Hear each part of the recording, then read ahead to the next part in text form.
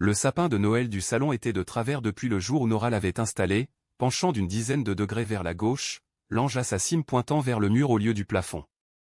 3 semaines plus tard, alors que son bas-ventre lui faisait souffrir quotidiennement et que le froid de Minneapolis s'infiltrait par tous les joints de fenêtres de leur appartement du centre-ville, elle avait tout simplement cessé de s'en soucier. Elle avait pourtant l'intention de le redresser. Elle avait prévu de faire tant de choses.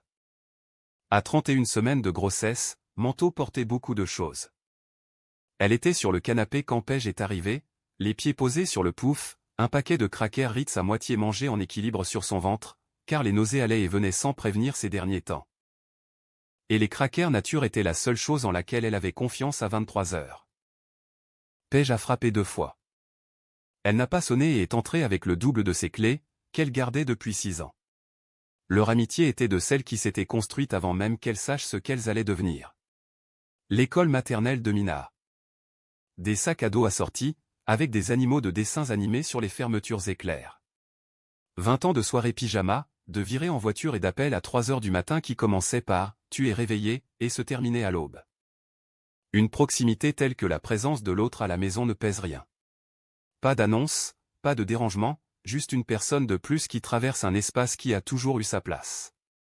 Nora n'a jamais fait attention aux allées et venues de Paige. Elle avait toujours été là, tout simplement. « Tu as une mine affreuse », dit Paige en s'affalant sur le canapé à côté d'elle et en lui chipant un biscuit sans demander. « Merci. » Nora a bougé les pieds pour lui faire de la place. J'y étais. Paige portait son beau manteau, celui couleur camel de chez Nordstrom qu'elle avait acheté en octobre et décrit dans une conversation par SMS de 15 minutes que Nora avait lu en entier.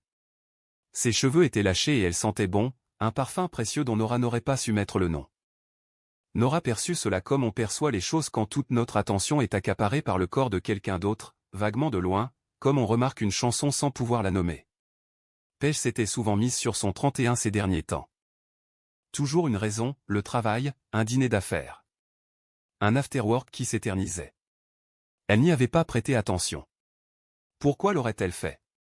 L'appartement était chaud. Caleb le chauffait trop en hiver. Il l'avait toujours fait, et le sapin tordu projetait ses lumières colorées sur le plafond, créant des motifs presque hypnotiques quand on restait immobile assez longtemps. Une tasse de décaféiné, froide, trônait sur la table basse, oubliée. Une paire de chaussures de course de Caleb était appuyée contre le mur près de la porte, les lacets encore noués comme il les avait enlevés 2 semaines auparavant, peut-être plus. Un sac Target était posé sur le comptoir de la cuisine, non déballé, car déballer impliquait de se baisser, et se baisser était devenu une véritable épreuve. L'appartement avait cette quiétude particulière d'un lieu où quelqu'un attendait sans le savoir. « Où est Caleb » demanda Paige. « Travail. » Nora remonta la couverture sur ses jambes. « Dîner avec un client. Il a envoyé un texto à 19 heures. Un jeudi. Un jeudi. » Paige mangea le cracker. Elle ne dit rien. Et Nora, qui lui faisait une confiance aveugle, comme on fait confiance au sol sans jamais baisser les yeux, sans vérifier, ne remarqua pas la demi-seconde de silence qui suivit. Le léger changement d'expression dans le regard de Paige avant que son visage ne retrouve son calme habituel. Elle aurait dû. Elles regardèrent quelque chose à la télévision. Nora n'aurait pas su dire quoi plus tard. Quelque chose qu'elle avait déjà vu, probablement quelque chose qui ne lui demandait rien. Paige avait les jambes repliées sous elle et faisait défiler son téléphone entre 2 coups d'œil à l'écran. Et à un moment donné, sans lever les yeux, elle tendit la main et la posa à plat sur le ventre de Nora, comme elle le faisait toujours, machinalement, à l'affût du moindre mouvement. Le bébé donna un coup de pied. Paige sourit. Un vrai, ou du moins, c'en était un. « Salut, bébé. » La douceur de sa voix était parfaite. C'est à cela que Nora penserait plus tard. À quel point c'était parfait. Comment une chaleur exercée et une chaleur authentique pouvaient se mêler sur le même visage, dans le même ton, dans la même main tendue, sans laisser la moindre trace. Nora lui sourit en retour. À 11h15, Paige annonça qu'elle devait partir. Tôt demain matin, une présentation importante, elle lui enverrait un message. Elle prit Nora dans ses bras, en faisant attention à son ventre, et l'embrassa sur le front. Arrivée à la porte, elle se retourna une fois. « Tu as besoin de quelque chose avant que je parte ? Je peux déballer ce sac Target. Ça va. » Nora fit un geste de la main pour la congédier. Vas-y, Paige sourit de nouveau. Appelle-moi si tu as besoin de quoi que ce soit. De quoi que ce soit. La porte se referma. Le sapin projeta ses guirlandes lumineuses sur le plafond. Les chaussures de course de Caleb restèrent intactes près de la porte. Nora prit un autre biscuit. Le paquet était vide. Elle resta allongée un instant, fixant le plafond, et ressentit quelque chose d'indéfinissable. Pas vraiment de l'inquiétude, pas de suspicion, juste un malaise sourd, comme une langueur, nichée au creux de son sternum. Cette impression subtile que quelque chose cloche dans une pièce avant même de comprendre ce qui a été déplacé. Elle a mis ça sur le compte de la grossesse. Elle a attribué beaucoup de choses à sa grossesse cet hiver-là. Caleb est rentré à minuit. Elle était déjà au lit, lumières éteintes, le dos cambré par l'oreiller supplémentaire que le gynécologue lui avait conseillé. Elle l'a entendu dans la cuisine, le réfrigérateur s'ouvrait, le robinet coulait, ce bruit si particulier de ses mouvements dans cet espace qu'il fréquentait depuis 4 ans. Il était silencieux, attentionné. Il est entré déshabillé dans le noir et s'est glissé à côté d'elle sans allumer la lampe. « Salut », a-t-il dit. « Salut », a-t-elle répondu. « Comment tu te sens ? » « Ça va, fatigué. »« Rendors-toi. » Il s'est détourné. Elle est restée immobile, écoutant sa respiration se régulariser.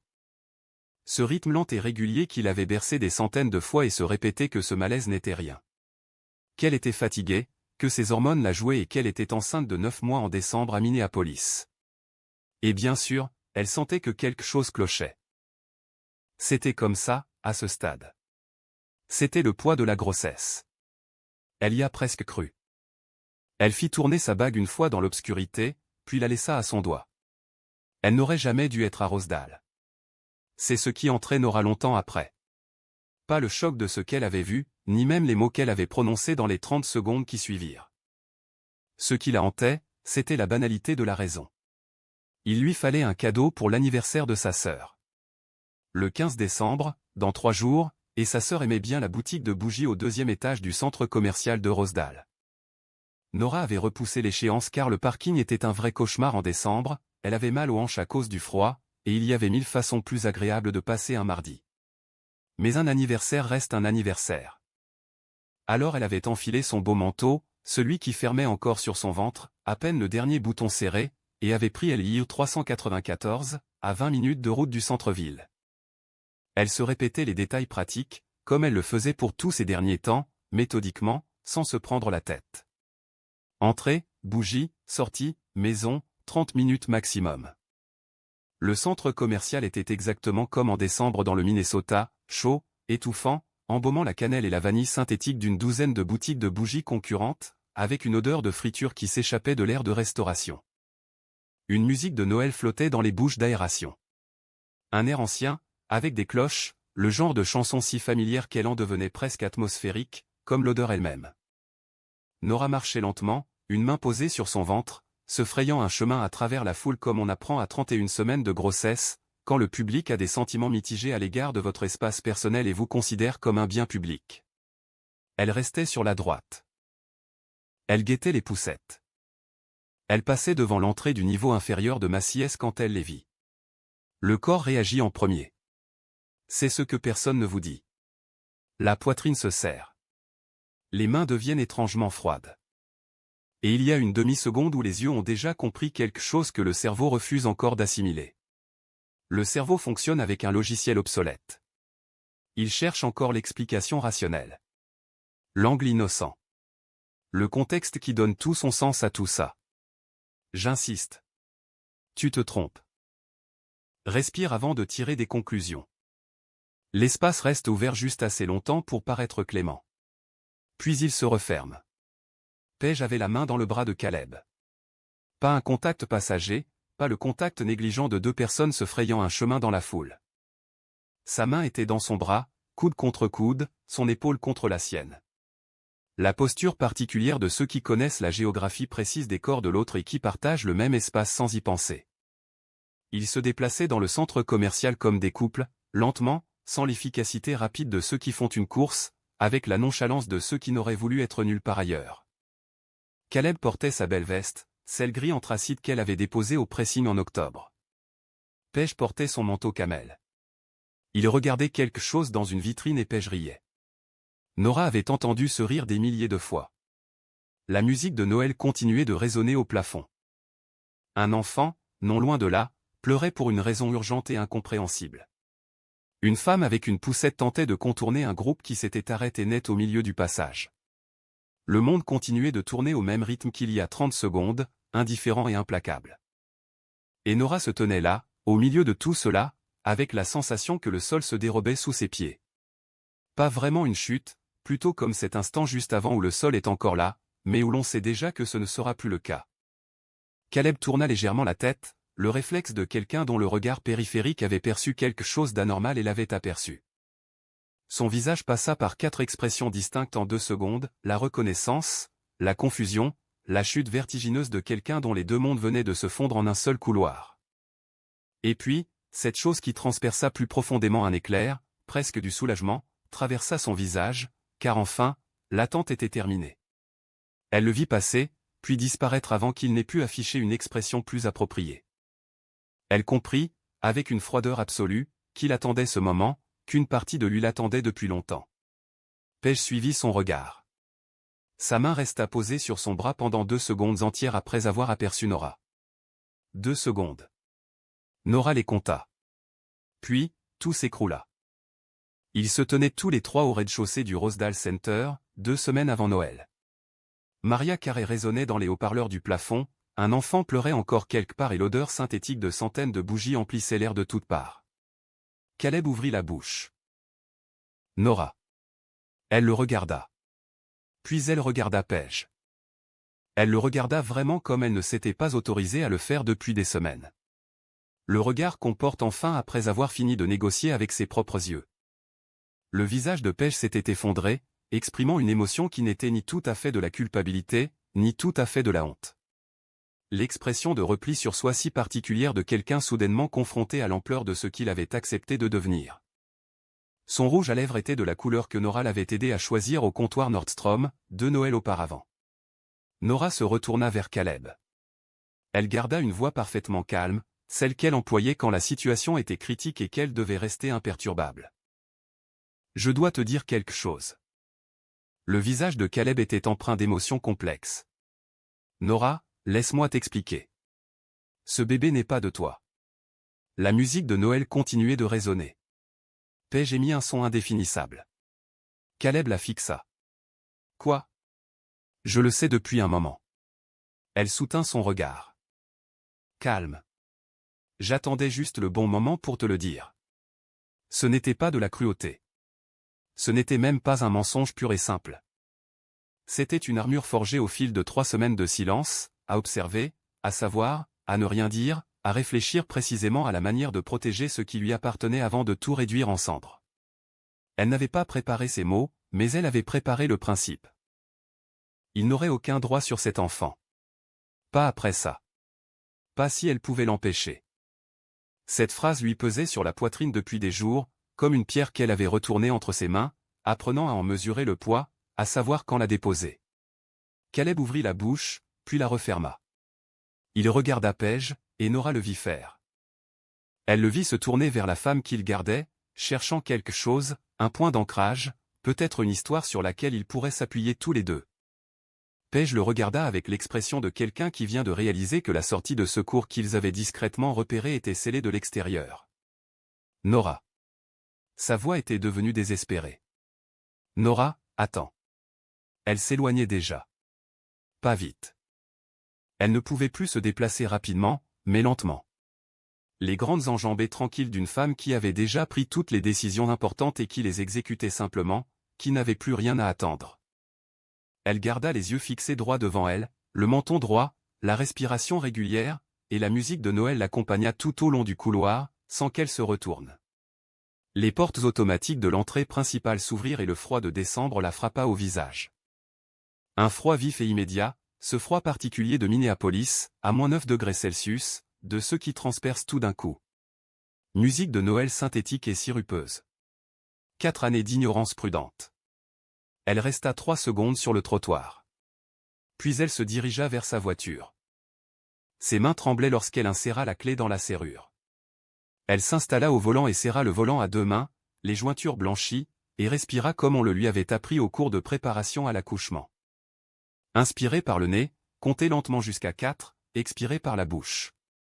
Le parking défilait sur le pare-brise par fragments flous, une famille avec des sacs, un homme qui grattait le verglas. La vie ordinaire reprenait son cours, elle respira jusqu'à ce que ses mains cessent de bouger. Le bébé fit un long et lent mouvement de roulement. Je sais, pensa-t-elle. Moi aussi. Elle démarra la voiture. Elle n'avait pas reçu la bougie. L'anniversaire de sa sœur était dans 3 jours. Elle trouverait une solution. Avant le centre commercial, il y avait 3 semaines. Nora n'est pas entrée à Rosedale Center les yeux fermés. Elle y est entrée avec quelque chose qu'elle portait en elle depuis jeudi soir. Elle est restée éveillée jusqu'à 2 heures du matin et a enfin compris ce qu'elle n'avait pas compris depuis des mois. La femme qui se tenait dans ce couloir et qui avait prononcé ces mots avec cette voix. Elle ne s'était pas construite en un jour. Elle s'était construite au fil de 21 jours de silence, d'observation, de réflexion. Voici comment elle en était arrivée là. C'était un jeudi, Caleb était à son dîner d'affaires et Nora était sur le canapé, près de l'arbre tordu et de son décaféiné froid, lorsqu'elle a ouvert Instagram sans chercher rien de particulier. Elle s'était dit qu'elle n'allait pas regarder. Elle se l'était répété 3 fois ces 2 dernières semaines, et à chaque fois, elle avait regardé quand même, car il y a une différence entre ce qu'on se dit et ce que notre corps sait déjà. Il fallait que ce soit confirmé. Paige avait posté une story, une simple photo d'ambiance. Le genre de choses qu'on poste pour montrer qu'on est dans un endroit sympa. Lumière tamisée, bon vin, le bord d'une table avec 2 verres. Pas de légende. Une étiquette de localisation. Spoon and Stable, Minneapolis. La petite épingle bleue, comme un point final. Nora resta longtemps assise, son téléphone sur les genoux. Caleb et elle avaient essayé de réserver une table chez Spoon and Stable pour leur anniversaire en septembre. L'attente était de 6 semaines. Caleb avait dit qu'il continuerait d'essayer. Finalement, il n'en avait plus parlé. Elle alla sur le compte Instagram de Caleb. Rien d'intéressant. Il ne publiait presque plus. Elle retourna sur le profil de Paige et fit défiler. Octobre, septembre. Là, une photo de Paige sur un toit terrasse du North Slope, taguée par un ami. Le genre de photo de groupe prise sur le vif, que personne ne regarde 2 fois. Mais à l'arrière-plan, à peine visible, légèrement flou, déjà presque perdu dans la douce torpeur d'une soirée animée. Un homme en t-shirt gris. Le t-shirt gris qu'elle avait acheté chez Gap en solde en août est posé du côté du lit de Caleb. Ce même t-shirt gris qui avait disparu du linge en septembre et que Caleb avait dit avoir dû oublier à la salle de sport. Nora posa son téléphone face contre son ventre. Le bébé donna un coup de pied. Elle reprit son téléphone. Personne ne vous explique ce que l'on ressent vraiment à ce moment-là. Le moment où l'on cesse de négocier et où l'on sait simplement que ce n'est pas dramatique. Il n'y a pas de bruit. Rien ne se brise. On regarde une silhouette floue à l'arrière-plan d'une photo vieille de 3 mois, et quelque chose qui était en suspens en soi, qui attendait, se pose, se calme comme une clé qui tourne dans une serrure déjà forcée de l'intérieur. Elle ne pleura pas cette nuit-là. Elle avait pleuré en octobre. Au beau milieu de la nuit, à pleurer sous la douche, l'eau qui coulait pour que Caleb ne l'entende pas, submergée par un sentiment qu'elle ne pouvait pas encore nommer. Maintenant qu'elle pouvait le nommer, les larmes étaient derrière elle. Le deuil était déjà passé. C'était différent. Elle alla à la cuisine et but un verre d'eau debout au robinet. Le réfrigérateur ronronnait. La rue était calme. Elle resta là le temps de finir son verre et de sentir sa fraîcheur l'envahir. Puis elle retourna se coucher. Elle s'allongea près de Caleb, qui dormait, le bras sur les yeux. Elle fixa le plafond et dressa mentalement une liste. Non pas une liste émotionnelle, mais une liste stratégique. Ce qu'elle savait, ce qu'elle pouvait prouver, ce dont elle avait besoin avant de passer à l'action. Elle avait été coordinatrice de projet pendant 8 ans. Les listes, elle était une experte. Pendant les 3 semaines suivantes, Nora mena sa vie avec une précision qui, vue de l'extérieur, paraissait imperceptible. Elle alla au rendez-vous prénataux. Elle reçut Paige à 2 reprises, s'assit sur ce canapé, partagea des biscuits, regarda Paige poser sa main sur son ventre et dire « Salut, bébé », de sa voix chaude et assurée. Elle répondait au message de Caleb en quelques minutes. Elle riait à ses blagues. Elle le laissa poser sa main sur le bas de son dos pendant qu'il préparait le petit déjeuner dans la cuisine. Elle ne se retira pas, car cela aurait été révélateur, et elle n'était pas encore prête à ce qu'il sache quoi que ce soit.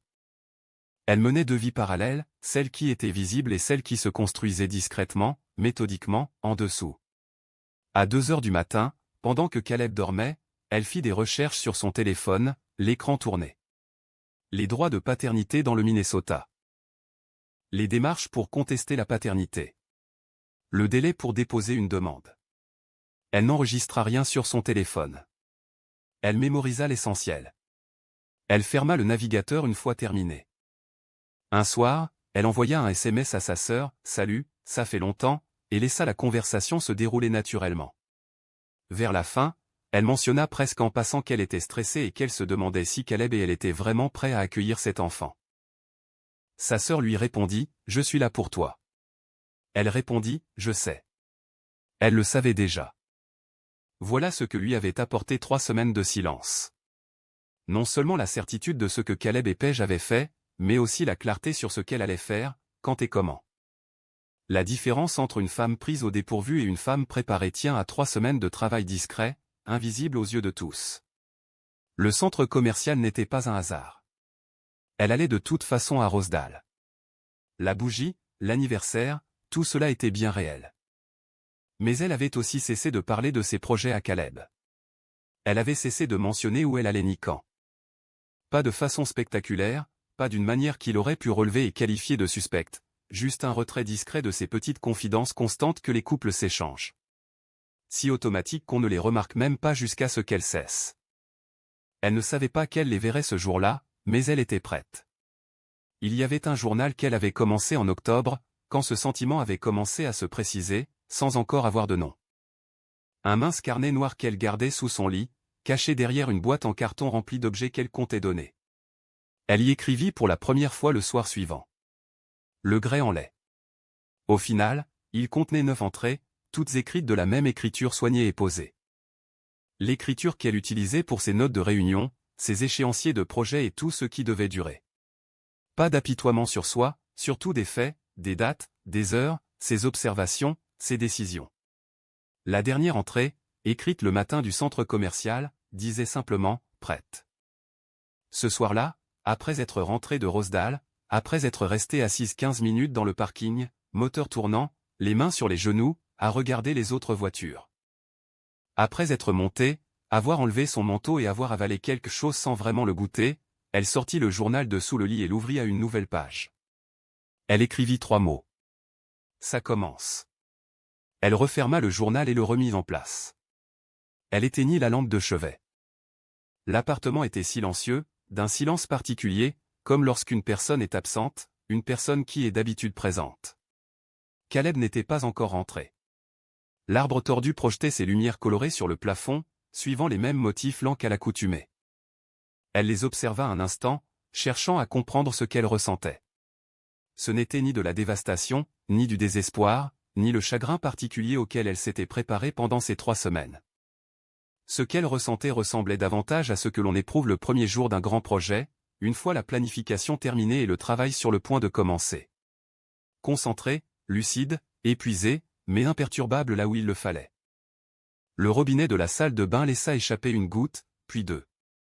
Cela faisait 2 mois qu'elle comptait appeler le concierge à ce sujet. Elle ferma les yeux. Il était rentré à 21h. Nora entendit la clé dans la serrure et ne bougea pas du canapé. Elle s'était changée, avait avalé un demi-bol de soupe et avait baissé le volume de la télévision. Son téléphone sonnait depuis 2 heures. 4 appels de Caleb, 3 textos dont l'intensité avait grimpé de « Parle-moi, s'il te plaît, je peux expliquer à Nora, s'il te plaît, je rentre ». Elle les avait tous lus sans répondre à aucun, car elle avait déjà dit ce qu'elle avait à dire dans ce couloir du centre commercial. La suite de la conversation se déroulerait selon ses conditions, dans son espace, à son rythme.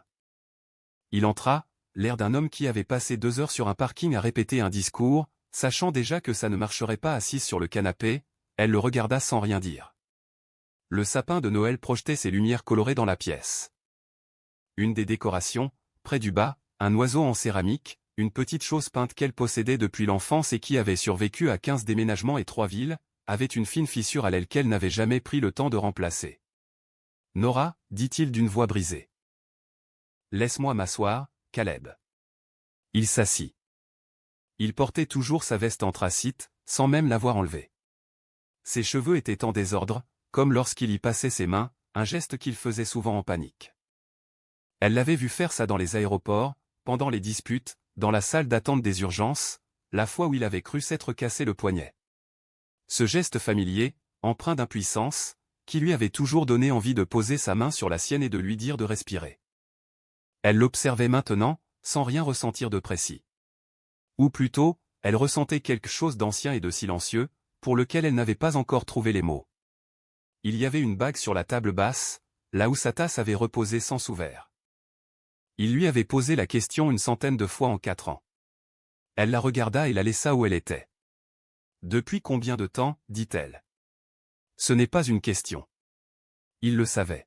« Nora, et Caleb, depuis combien de temps ?» Il regarda ses mains. Il avait de belles mains.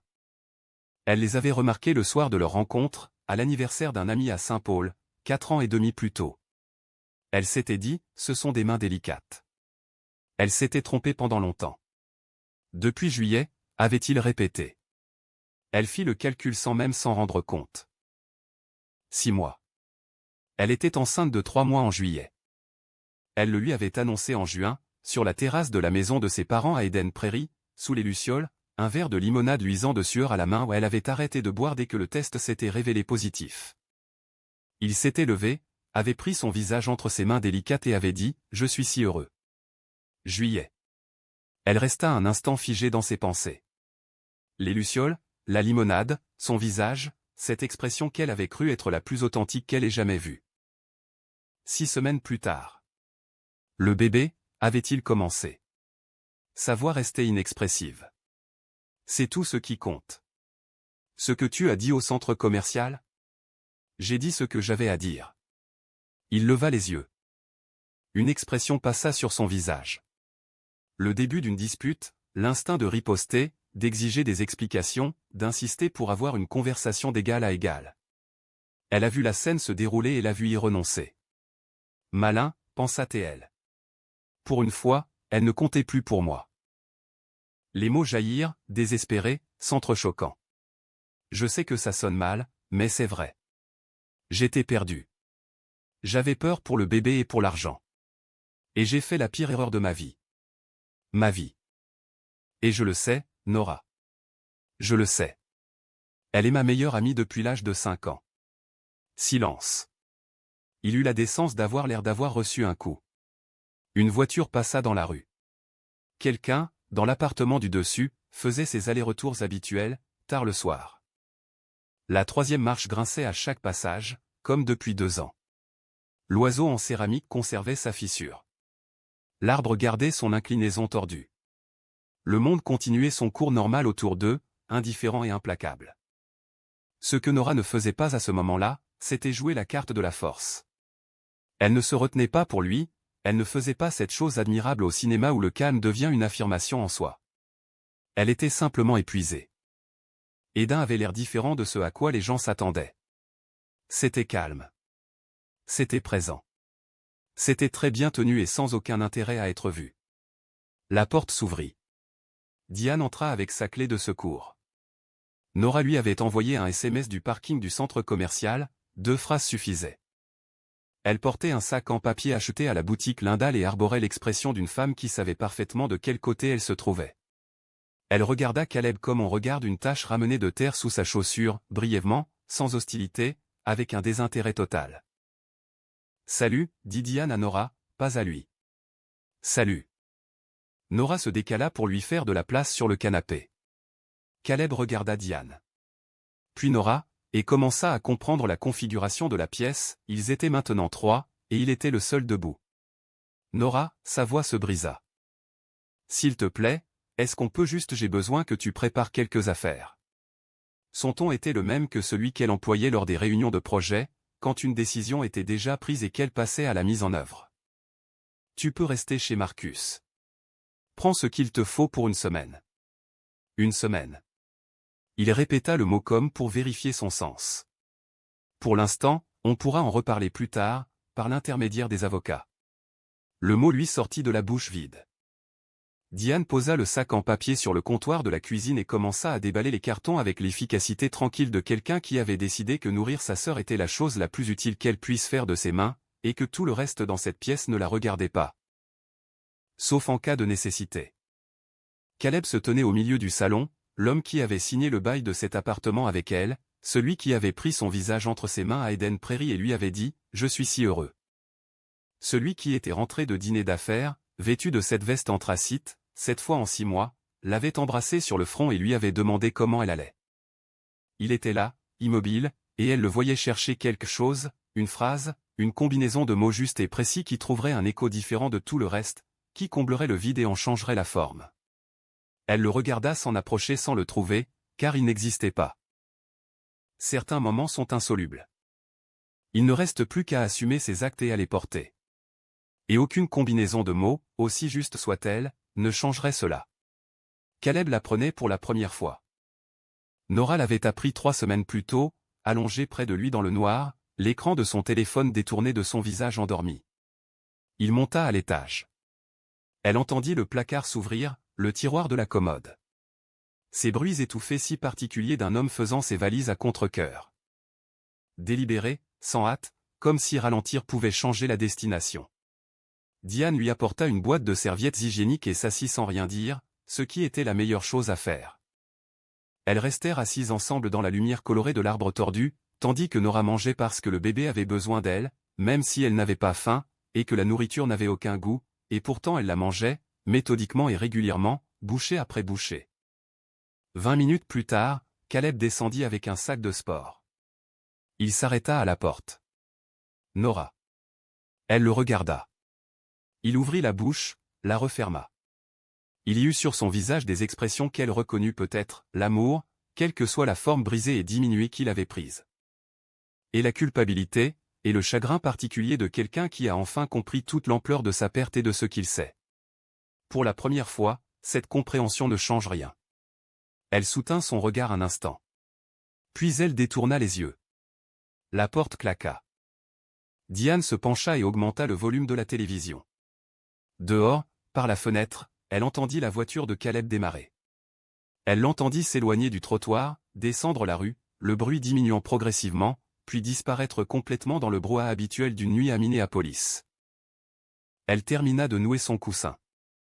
Le trajet de retour du centre commercial Rosedale prit 19 minutes à Page, qu'elle passa à serrer le volant à s'en blanchir les jointures, sur LIU 394, tandis que son téléphone vibrait sur le siège passager avec des messages qu'elle ne pouvait pas lire et qu'elle ne voulait pas lire. L'autoroute était de ce genre de circulation dense que dès les vendredis après-midi de septembre s'était écoulé. Les feux stop s'étiraient devant elle, chacun pressé d'aller quelque part. Elle traversait tout cela en pilote automatique, les mains à 10h10, les yeux rivés sur la route, sans vraiment rien voir. Son appartement à Linan Hills se trouvait au 2e étage d'une maison victorienne rénovée, à 12 minutes de chez Nora, ce qui, d'abord perçu comme un atout, lui semblait désormais une accusation. Elle y avait vécu 2 ans. Elle s'était assise dans la cuisine de Nora pendant que Nora et Caleb visitaient des appartements, avait donné son avis sur les quartiers, affirmant avec une sincérité absolue qu'Uptown était mieux, bon restaurant, on pouvait tout faire à pied, c'était proche des amis, c'était proche d'elle. Assise sur son lit, vêtue de son manteau camel, elle ne l'avait pas quitté pendant 45 minutes. Voilà ce qui caractérisait les personnes qui planifiaient, elles planifiaient les résultats qu'elles souhaitaient. Elles planifiaient le scénario des événements qu'elles avaient décidé de voir se produire.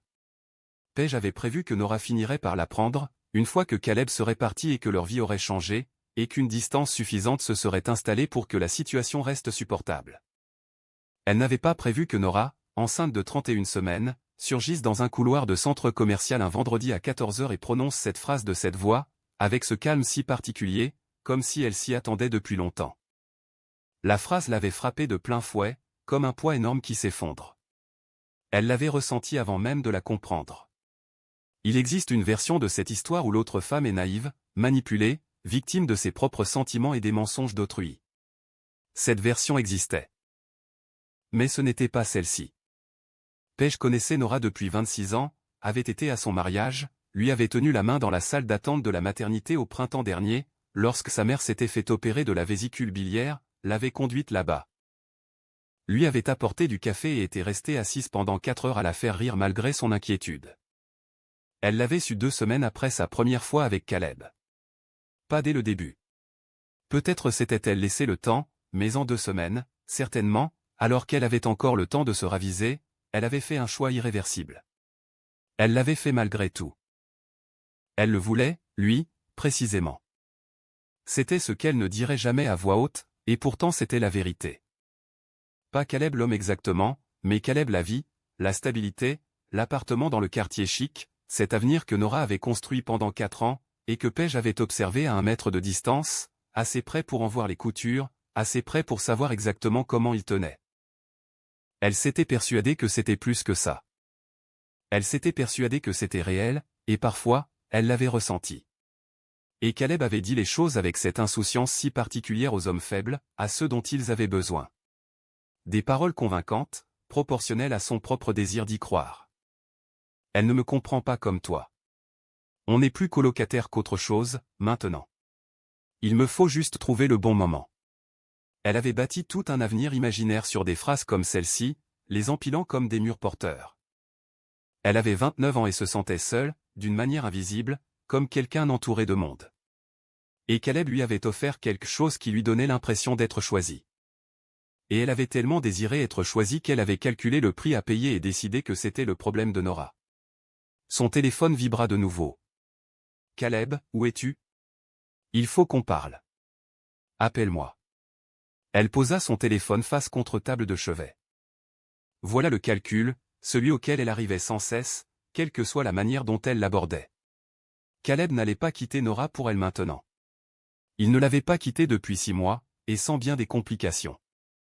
Et maintenant, il y avait cette scène dans un centre commercial, cette déclaration de paternité et cette version des faits qui le présentaient sans ambiguïté comme l'homme qui avait trompé sa femme enceinte avec sa meilleure amie, parce que c'était bien ce qu'il était. Et aucune discussion ne changerait la vie de ceux qui les connaissaient tous les deux. Il allait tenter de sauver leur mariage. Elle le savait comme elle savait son propre nom. Les hommes faibles se réfugient dans ce qui leur est familier, et ce qui leur était familier, c'était Nora. Et Nora, c'était elle qui était enceinte, qui avait été lésée et qui se tenait là, immobile, dans le couloir. Elle retira son manteau camel, l'accrocha au crochet derrière sa porte, et se tint dans sa chambre, vêtue de sa jolie tenue du déjeuner raffiné au restaurant nordiste choisi par Caleb, attentive et réfléchie comme il l'était lorsqu'il prenait soin d'elle. Elle se regarda dans le miroir en pied qu'elle avait acheté chez Ikawa en emménageant. Elle n'avait pas l'air d'une méchante. Jamais. C'était l'armure particulière des personnes conventionnellement jolies et à l'aise en société. On avait l'air de subir les choses, pas d'agir. Les gens lui souriaient dans les supermarchés. Des inconnus lui tenaient la porte. Ses amis la décrivaient comme chaleureuse. Elle était une force de la nature depuis juillet. Paige, elle, était quelque chose de plus ordinaire et de plus insidieuse que le mal. Elle avait décidé que la vie d'une autre femme était un sacrifice acceptable pour obtenir ce qu'elle désirait, et elle avait agi ainsi assez longtemps pour croire qu'elle continuerait à le faire impunément. Elle se trompait.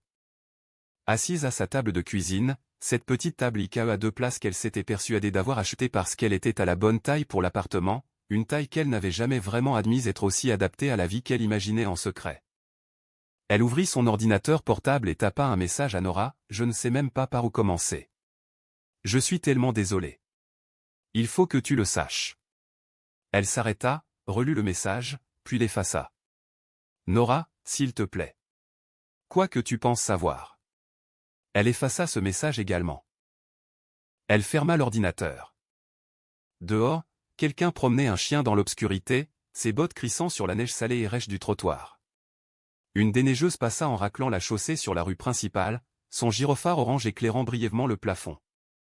Minneapolis, en décembre, régnait un silence particulier, comme une respiration retenue, un calme dense et singulier, de celui qui s'abattait sur la ville lorsque la température chutait sous les -10 degrés et que tous ceux qui le pouvaient restaient à l'intérieur. Paige resta longtemps assise à table. Finalement, elle se leva, alla à la cuisine et se versa un verre de vin. Elle se sentit aussitôt nauséeuse. Debout près de la fenêtre, elle regarda la rue en contrebas et repensa à la conversation de groupe. 8 ans d'histoire. Elle, Nora et 4 autres femmes qui avaient partagé leur vie, leurs emplois, leurs déménagements, leurs peines de cœur et toutes les catastrophes ordinaires de l'amitié adulte. La conversation était silencieuse depuis le centre commercial. Personne n'avait rien dit, mais elles avaient toutes vu la position de Nora à Rosedale vers 14 heures, et le téléphone de Caleb était géolocalisé avec au moins 2 d'entre elles. Ce silence n'était pas de l'ignorance. C'était le silence lourd de sens de celles et ceux qui attendaient de voir comment les choses allaient évoluer avant de se positionner. Quelqu'un savait quelque chose. Ou plutôt, tout le monde l'a fait. Son verre de vin avait laissé une trace sur le rebord de la fenêtre. Elle n'a pas bougé pour l'essuyer. La première à réagir fut Ranata, et elle envoya un message privé à Nora à 23 heures vendredi soir. 3 mots. Ça va? Pas un récit des événements. Pas un « j'ai entendu quelque chose », juste ça. La grammaire précise d'une femme qui savait déjà et qui choisissait ses mots avec soin. Nora répondit depuis le canapé de sa sœur. Diane avait décrété une soirée pyjama avec l'autorité tranquille d'une grande sœur exerçant un droit acquis. Son téléphone était incliné, loin de la télévision.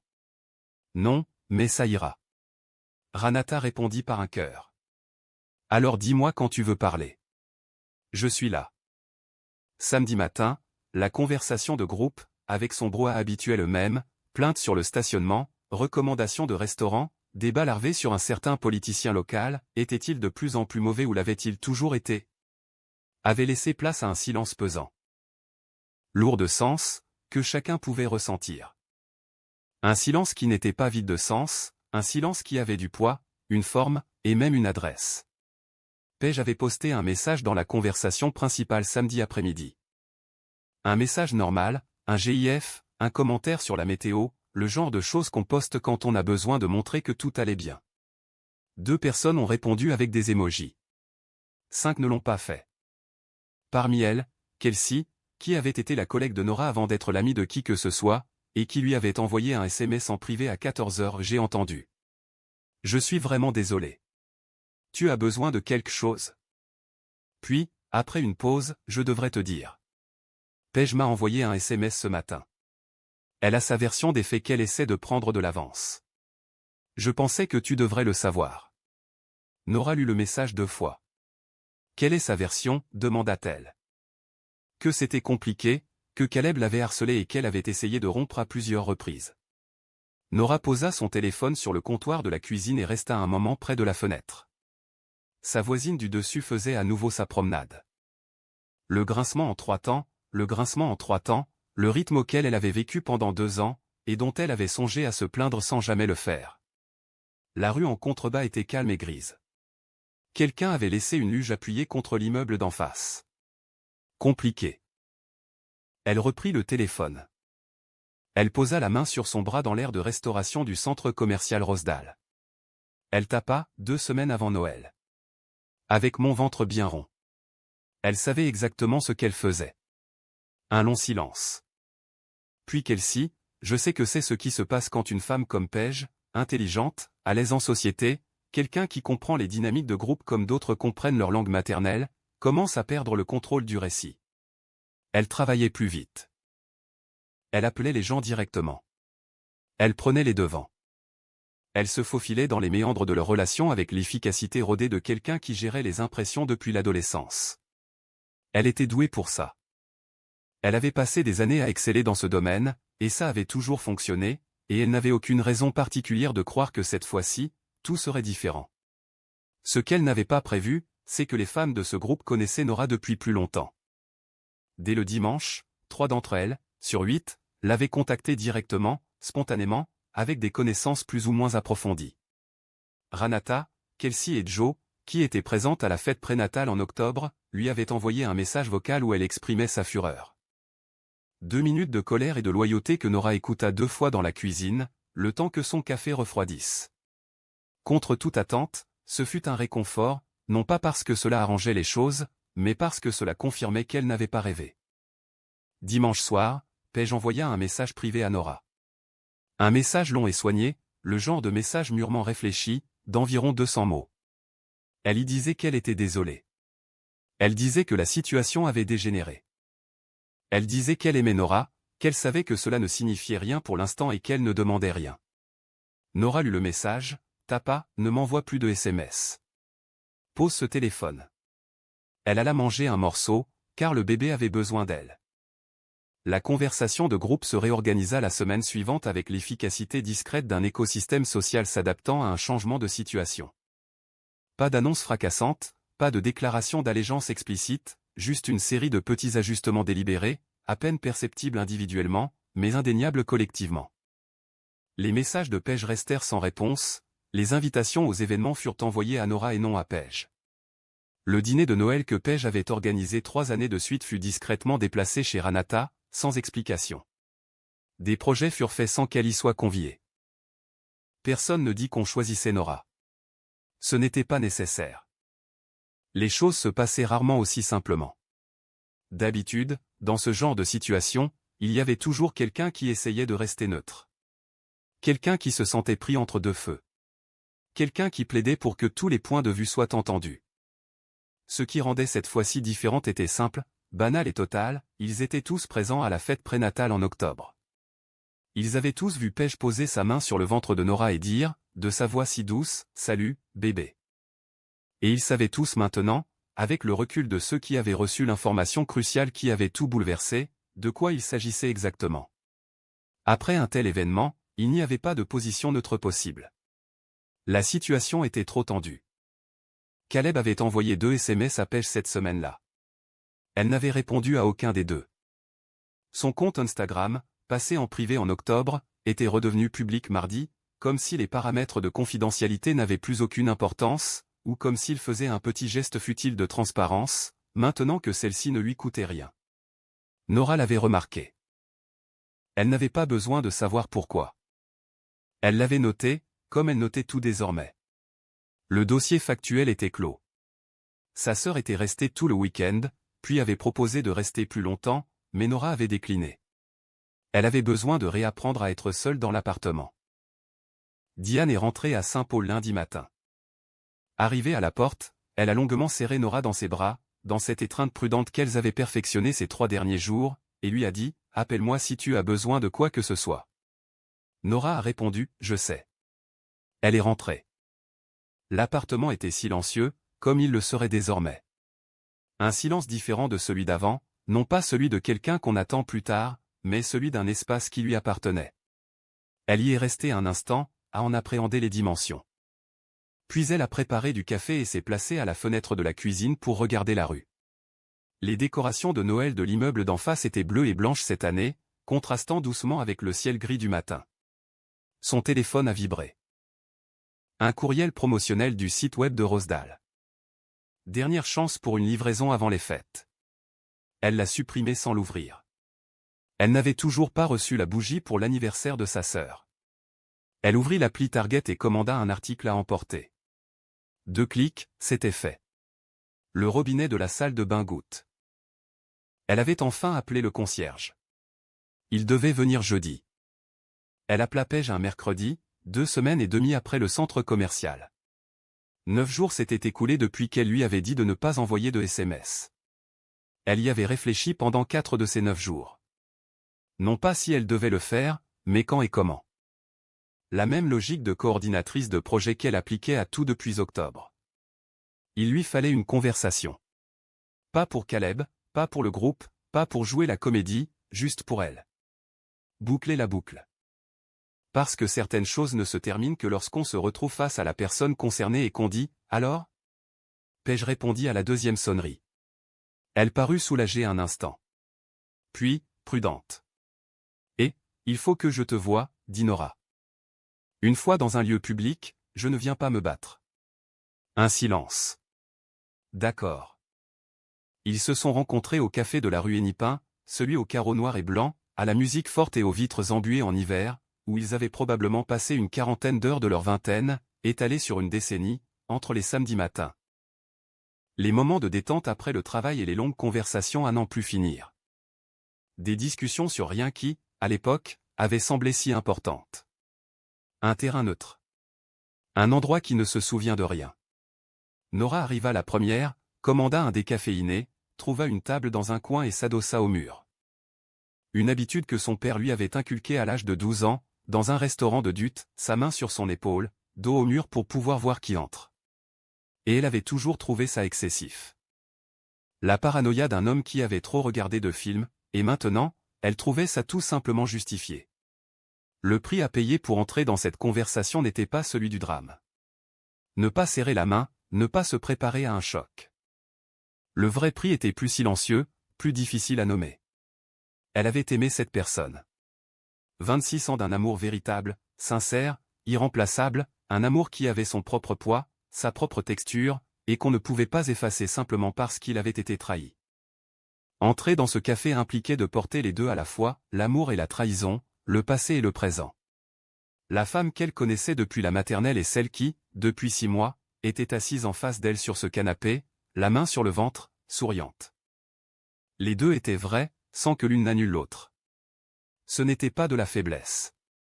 C'était simplement ce que l'on ressentait vraiment face au chagrin, quand on était trop honnête pour détourner le regard. Paige arriva, l'air de n'avoir pas dormi depuis 2 semaines, ce que Nora soupçonnait d'être vrai. Elle s'était habillée avec soin, sobriété, rien d'ostentatoire, pas de beau manteau, pas de tenue digne d'Instagram. Elle s'assit sans enlever sa veste, comme si elle n'avait pas encore décidé combien de temps elle resterait, et serra sa tasse de café à 2 mains en regardant la table comme on regarde les choses quand on ne sait pas par où commencer. Pendant un instant, elles restèrent silencieuses. La musique en fond sonore était une musique aux basses profondes, le genre de morceau qui emplit une pièce sans inciter à la conversation. Derrière elle, 2 personnes discutaient de leur projet de vacances d'une voix claire et enjouée, leurs paroles flottant dans l'air comme si elles appartenaient à une atmosphère totalement différente. « Tu es allé chez lui » dit Nora. Ce n'est pas une question. Kelsey l'avait mentionné. Caleb l'avait dit à quelqu'un, ou Paige, et l'information avait parcouru la courte distance qui les séparait, comme le font les informations dans un groupe de femmes qui se connaissent assez bien pour parler sans ambiguïté. Paige leva les yeux. Une fois après tout ça, je n'ai pas besoin de savoir pourquoi. Elle se tut. La vraie grâce a un prix, tout ce que ton corps voulait dépenser pour autre chose. Chaque instinct aligné, pointant vers quelque chose de plus fort, chaque impulsion justifiée prête à bondir. Et puis tu as regardé ces 26 années, et tu as regardé la femme assise en face de toi. Et tu as décidé. Non pas parce qu'elle le méritait, mais à cause de qui tu choisissais d'être au bout du compte, de dire la vérité plutôt que la chose facile. La chose facile aurait fait du bien pendant 4 secondes, puis serait devenue un fardeau. La vérité était plus légère. C'était tout le calcul. J'ai besoin de te poser une question, dit Nora. Et j'ai besoin que tu répondes. Paige acquiesça. Y a-t-il eu un moment où tu as failli me le dire? Elle marqua une pause, cherchant le moment précis où tu as failli ne plus pouvoir continuer. Une longue pause, de celle qui recèle la réponse. Octobre, finit par dire Paige, la voix à peine audible. Tu m'as appelé quand tu as eu cette frayeur. À 22 semaines. Tu pleurais et tu as dit, j'ai peur. Je vais perdre ce bébé.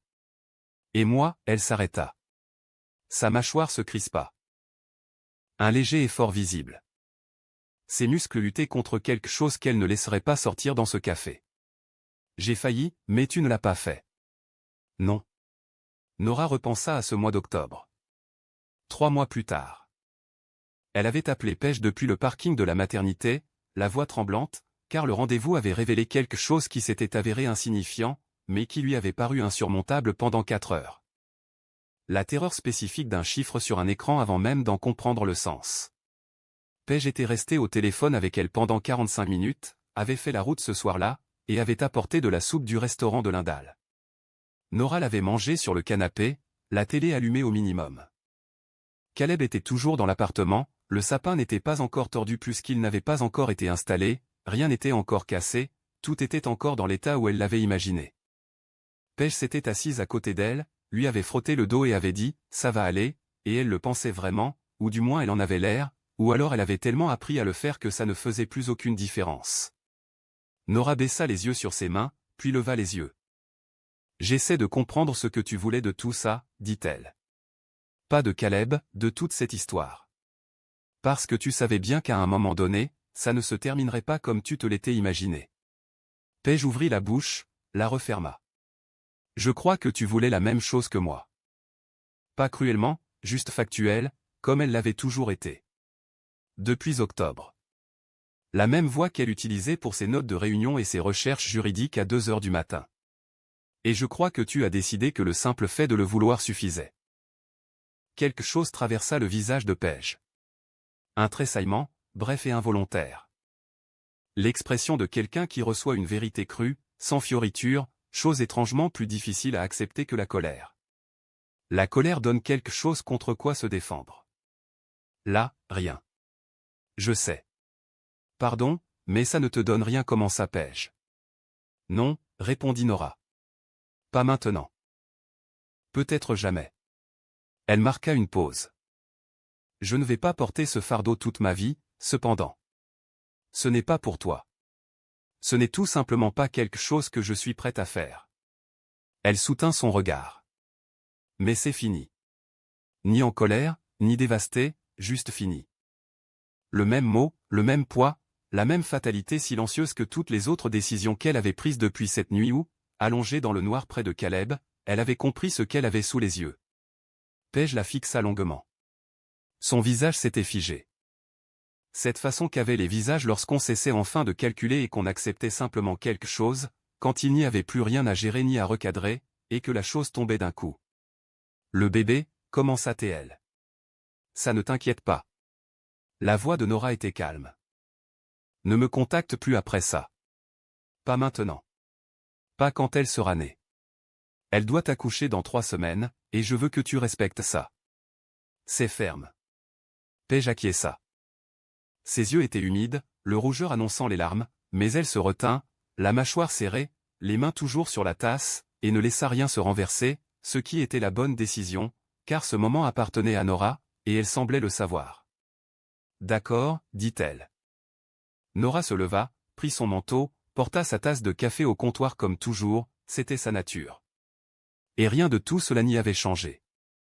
Arrivée à la porte, elle ne s'arrêta pas. Elle ne se retourna pas.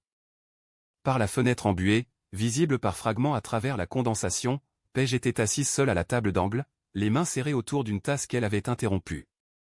Elle regardait la rue se brouiller et se dissoudre derrière le givre, comme si elle observait quelque chose s'éloigner, quelque chose qu'elle savait déjà ne pas pouvoir suivre. La porte claqua.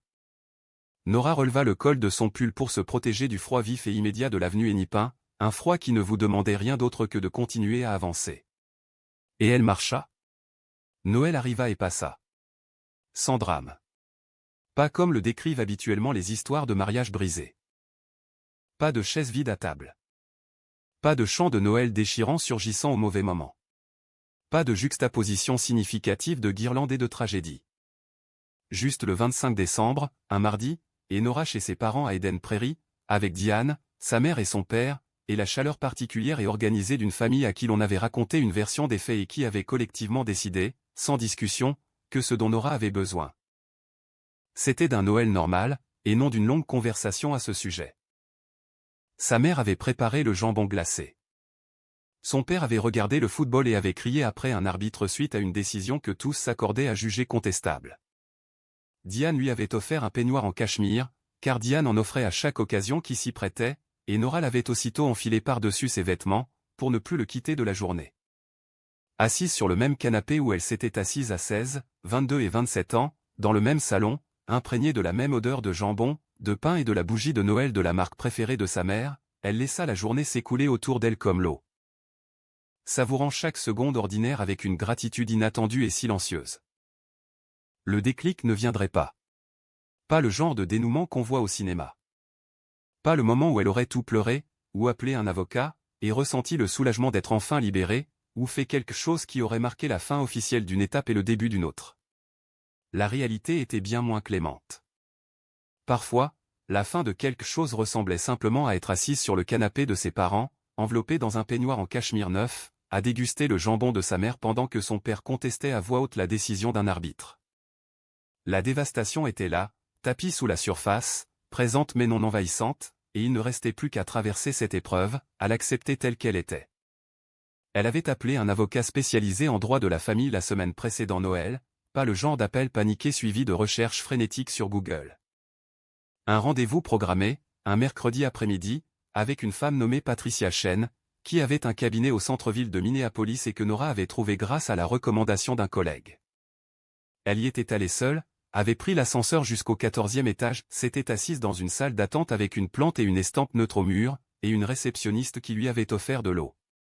Assise là, ses notes sur son téléphone, elle s'était sentie presque apaisée. Elle avait posé la question qu'elle préparait depuis 2 semaines. Patricia Chen avait été claire et précise, et n'avait pas une seule fois, en 90 minutes, prononcé le mot « parcours ». Nora l'avait tout de suite apprécié. Le P à la question de la ternité était plus complexe que la déclaration qu'elle avait faite dans ce couloir du centre commercial. Patricia expliqua que la loi du Minnesota prévoyait des cadres spécifiques concernant la reconnaissance et les contestations de demandes, et que Nora avait des options, mais qu'elle nécessitait des documents, un calendrier précis et des décisions qu'elle devrait prendre avec soin. Nora acquiesça, prit des notes et posa 3 autres questions. En partant, elle serra la main de Patricia Chen et remarqua que sa poignée de main était ferme, son regard direct et que son bureau ne comportait aucune affiche de motivation, ce que Nora interpréta comme une preuve supplémentaire qu'elle avait fait le bon choix. Sur le chemin du retour, elle s'arrêta au Target de France Avenue, pas celui près de Rosedale, un autre, et acheta un paquet de biscuits Ritz qu'elle avait mangé pendant toute sa grossesse, la bougie pour l'anniversaire de sa sœur qu'elle avait toujours oublié d'acheter. Et un petit éléphant en peluche qu'elle avait aperçu au bout d'une allée et pris par inadvertance. Il était gris, avec une oreille jaune et une expression de contentement paisible et serein. Elle resta un instant dans l'allée, le tenant dans ses mains, se sentant un peu ridicule, puis le déposa dans son panier. Elle s'assit 1 minute sur le parking, l'éléphant entre les mains. Il était équipé d'une petite puce sonore qui jouait une berceuse lorsqu'on le pressait. Elle le pressa 2 fois, seule dans sa voiture, sur le parking de Target, un mercredi de décembre, et ne trouva pas cela triste. Puis elle le mit dans son sac et rentra chez elle. Voilà ce qu'on ne vous dit pas sur le calme qui règne après une rupture. Ces jours ne sont pas vides. C'était la surprise. On s'attend au vide, à un néant là où se trouvait l'ancienne vie. Et ce que l'on découvre, c'est une plénitude d'une autre nature. Le poids particulier de chaque petite décision qui nous appartient entièrement. Le son si particulier d'un appartement où ne résonnent que les rythmes d'une seule personne. La façon dont on recommence à remarquer des choses qu'on avait cessé de remarquer depuis des années. La qualité de la lumière du matin filtrant par la fenêtre à l'est. Les bruits que faisait l'immeuble la nuit. Le fait qu'on puisse laisser un verre sur le comptoir pendant 2 jours et qu'il soit toujours exactement à sa place. Ce n'était pas la paix. Pas encore. Mais c'était un élément essentiel à la paix. Quelque chose qui avait été aplani. Caleb lui envoya un texto le soir du Nouvel An, à minuit pile, ce qui signifiait qu'il avait programmé un rappel. Et c'était précisément ce détail qui la faisait lever les yeux au ciel plus que tout ce qu'il avait fait ces 6 derniers mois. Bonne année. J'espère que tu vas bien. Elle le lut, ne répondit pas et posa son téléphone face contre le coussin à côté d'elle. Dehors, par les fenêtres de l'appartement, Minneapolis s'animait comme toujours le soir du Nouvel An. Des feux d'artifice sporadiques éclataient quelque part au sud. Leur lumière était à peine visible d'ici, mais le son portait clairement à travers l'air froid. Des voix remontaient de la rue. Un rire montait et s'éteignait. Une basse, provenant de quelque part dans l'immeuble, semblait plus qu'elle n'entendait, se propageant à travers le plancher. Elle était sur le canapé, en robe de chambre en cachemire, avec son décaféiné, ses crackers Ritz et le petit éléphant en peluche sur le coussin à côté d'elle. Elle l'avait sorti de son sac en rentrant 2 semaines plus tôt, et il lui avait semblé à sa place. Et maintenant, c'était le cas. Le sapin tordu l'était toujours. Elle ne l'avait pas redressé. Elle n'avait pas l'intention de le faire maintenant, à 3 semaines de la fin de sa vie avant qu'il ne soit enlevé. Il était tordu depuis le jour où elle l'avait installé, penché vers le mur au lieu du plafond. Et elle avait eu l'intention de le redresser, et puis non, et à un moment donné, ne pas le redresser était devenu une décision en soi. Il était resté tordu tout ce temps, pendant que Pêche chapardait des crackers sur le canapé, pendant que Caleb rentrait à minuit avec sa réflexion, pendant tout ce long mois de décembre à s'interroger, à attendre et à décider. Il pouvait bien rester tordu jusqu'au bout. Il l'avait bien mérité. Il y avait quelque chose dans cette image auquel elle voulait s'accrocher pendant ces dernières semaines. Pas celle qu'elle était au centre commercial. Pas celle qui faisait face à Caleb dans le salon. Celle-ci, canapé, peignoir en cachemire, cracker, éléphant en peluche, enceinte de 36 semaines, observant la ville passer à la nouvelle année. pas vraiment triste. Ou plutôt, pas seulement triste, juste une femme, un bébé, une nouvelle année, un espace libéré là où régnait autrefois quelque chose qui n'allait pas. Le bébé donnait de longs coups de pied, délibéré et sans hâte. Le mouvement ample de quelqu'un qui se sent à l'étroit, affirmant sa présence avec la confiance tranquille de quelqu'un qui sait déjà que cet espace lui appartient. « Salut » dit Nora à voix haute à son ventre. Elle le faisait depuis novembre et avait cessé d'en avoir honte vers la 33e semaine. « Bonne année. » Elle mangea un cracker. L'éléphant en peluche était assis sur le coussin à côté d'elle. Le sapin projetait ses lumières irrégulières sur le plafond, les mêmes motifs lents qu'il dessinait depuis le 1er décembre, patient, sans hâte et totalement indifférent à tout ce qui se passait en dessous. Elle leva la main et éteignit la lampe. Juin à Minneapolis, un mois de juin comme on en oublie décembre. Chaleureux et généreux, la ville verdoyante après la longue attente de l'hiver. Tout le monde était dehors, sur les trottoirs, autour des lacs et sur les sentiers, animé d'une énergie reconnaissante, celle de ceux qui avaient traversé une épreuve et en étaient sortis grandis. Nora était sur la terrasse de la maison de sa sœur à Saint-Paul, celle où les rosiers envahissaient la clôture, ce que Diane se promettait toujours de tailler sans jamais le faire. Les tiges, dépassant la rambarde, formaient de longues courbes somptueuses qui, dans un autre contexte, auraient pu paraître négligées, mais qui, ici, semblaient tout simplement vivantes. La lumière de l'après-midi les traversait, se fragmentant en 1000 morceaux sur les planches de la terrasse, chaude et changeante, une lumière qui ne demandait rien d'autre que de s'y asseoir.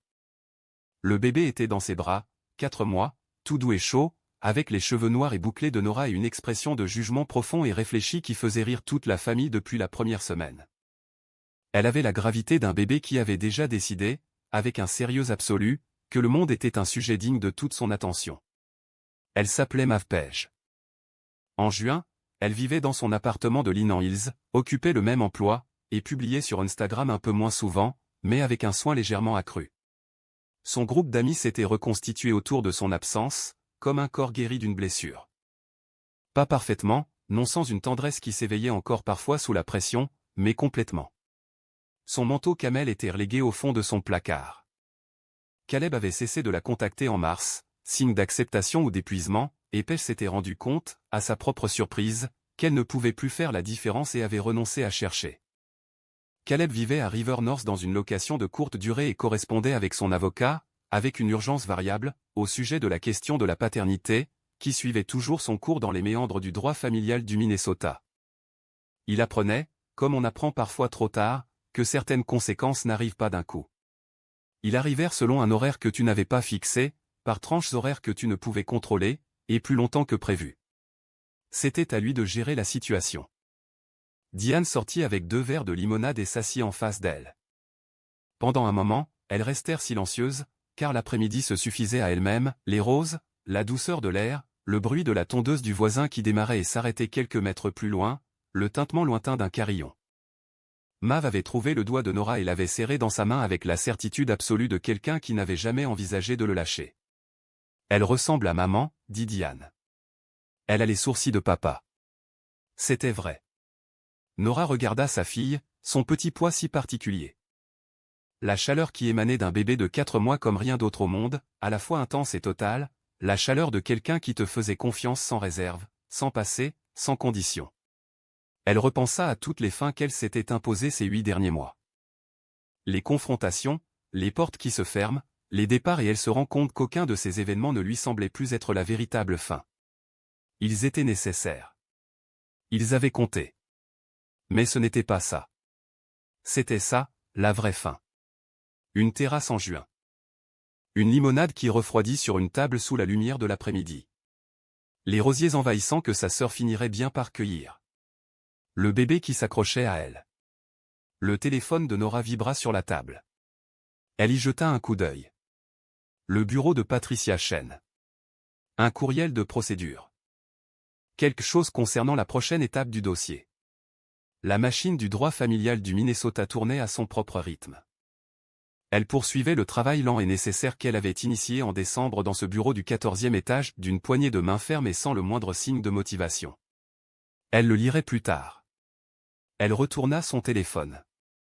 Maeve émit un son, ni tout à fait un mot, ni tout à fait une plainte, le bruit exploratoire si particulier de quelqu'un qui teste l'acoustique d'un monde encore délicieusement nouveau.